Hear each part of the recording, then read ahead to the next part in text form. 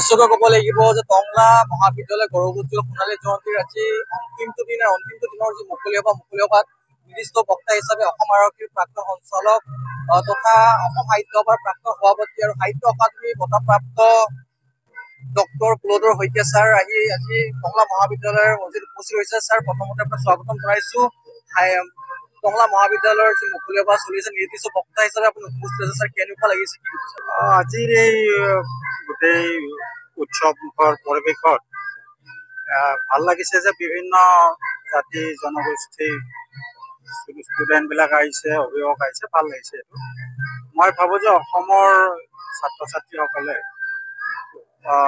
এতিয়া গোটেই বিশ্বত যি ধৰণৰ প্ৰতিযোগিতাৰ সময় আহি পৰিছে, সেই প্ৰতিযোগিতাত নিজক উজ্বলাই তুলিবলৈ তেওঁলোকে গোটেই সময়ৰ লগত মিলাই পঢ়া শুনা কৰাৰ উপৰিও কি ধৰণে পঢ়িলে আগুৱাব পাৰি বা কিবোৰ বিষয় এতিয়া আমাৰ বৰ্তমান সময়ৰ ভৱিষ্যতৰ কাৰণে অতি আপুৰুগীয়া বুলি বিবেচিত হ'ব, তেনেকুৱা ধৰণৰ বিষয়বিলাকত কেনেদৰে মনোযোগ দিব পাৰি এই সম্পৰ্কত তেওঁলোকে চিন্তা চৰ্চা কৰা উচিত। আৰু মই ভাবোঁ মহাবিদ্যালয় কৰ্তৃপক্ষই এই সম্পৰ্কত তেওঁলোকক উপযুক্ত ধৰণে পথ দেখুৱাই নিব লাগে।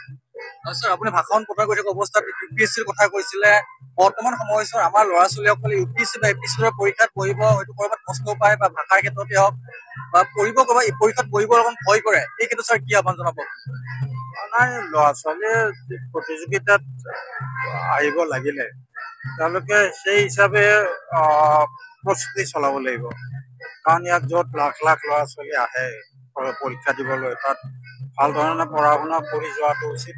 কাৰণ প্ৰতিযোগিতা সদায় প্ৰতিযোগিতাই, আৰু যিমান মেধা শক্তি সম্পন্ন হওক কিয়, যিহেতুকে তেওঁতকে আৰু বেছি মেধা শক্তিৰ ল'ৰা ছোৱালী থাকিব পাৰে, এই ধৰণৰ এটা ভাৱধাৰা লৈ যিকোনো পৰীক্ষাত বহিব লাগে যাতে প্ৰস্তুতি ঠিক হয়। ছাৰ, ভাষা সাহিত্যৰ ক্ষেত্ৰত আমাৰ ল'ৰা ছোৱালীসকলে কেনেদৰে চৰ্চা কৰিব লাগে বৰ্তমান সময়ছোৱাত, যিহেতু বৰ্তমান সময়ছোৱাত ডিজিটেলৰ যুগ এটা চলি আছে? ছাৰ, বৰ্তমান সময়ত আমাৰ যে ভাষা সাহিত্যৰ সম্পৰ্কত অকল আমাৰ অসমতে নহয়, বিভিন্ন ঠাইত বিভিন্ন দেশত এনেকুৱা ধৰণৰ প্ৰত্যাহ্বান আহিছে। কাৰণ ডিজিটেল বিশ্বৰ যিখিনি এটা সমান্তৰাল ভাৱধাৰা আহি পৰিছে, এই সম্পৰ্কত আমাৰ ল'ৰা ছোৱালীবিলাকৰ লগতে ভাষা সাহিত্য সম্পৰ্কত যিবিলাকে অৱদান আগবঢ়ায় তেওঁলোকেও ডিজিটেল বিশ্বখনৰ লগত অসমীয়া ভাষাক কেনেকৈ সংযোজিত কৰিব পাৰি এই সম্পৰ্কত চিন্তা চৰ্চা কৰিব লাগে। ডিজিটেল কোড বা ডিজিটেল এপ্লিকেশ্যন যিবিলাক আছে সেইবিলাকৰ ওপৰত আমাৰ নিজস্ব ভাষা সাহিত্য যাতে প্ৰতিষ্ঠা হয়, সেইটো বিষয়ত অলপ আগবাঢ়ি যাব লাগে। ধন্যবাদ ছাৰ, আপোনালৈ ধন্যবাদ। এয়া আছিলে অসম আৰক্ষীৰ প্ৰাক্তন সঞ্চালক প্ৰধান তথা অসম সাহিত্য সভাৰ প্ৰাক্তন সভাপতি কুলধৰ শইকীয়া। তেখেতে গুৰুত্বপূৰ্ণ মন্তব্য কৰিছে।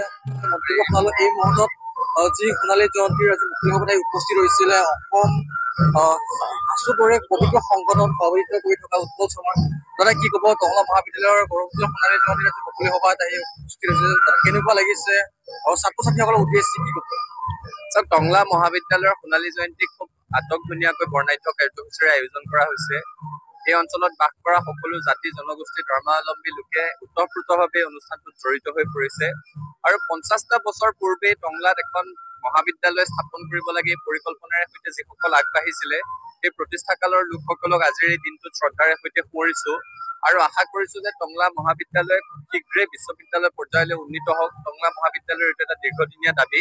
সদৌ অসম ছাত্ৰ সন্থাই এই দাবীৰ প্ৰতি আমাৰ সম্পূৰ্ণ সমৰ্থন আজি ঘোষণা কৰিছো আৰু আশা কৰিছো যে কেৱল অসমৰেই নহয়, উত্তৰ পূৰ্বাঞ্চলৰ এখন লেখত ল'বলগীয়া মহাবিদ্যালয় হিচাপে টংলা মহাবিদ্যালয় অনাগত এটা দশকৰ ভিতৰত গঢ় লৈ উঠক।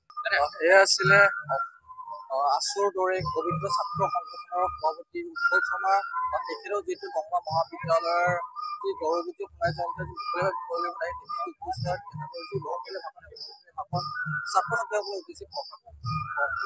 যিকোনো খবৰৰ বাবে যোগাযোগ কৰক 7099017330 লগতে 7099017110 নম্বৰত।